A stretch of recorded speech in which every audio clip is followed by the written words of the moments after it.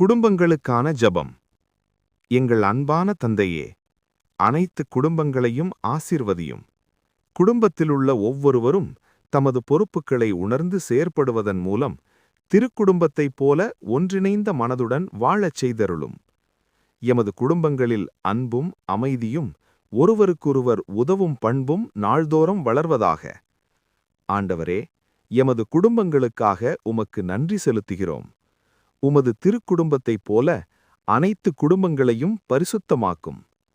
தந்தையே, எமது குடும்ப வாழ்வில் வரும் அனைத்து இன்பத் துன்பங்களையும் உம்மிடம் ஒப்புக்கொடுக்கின்றோம்.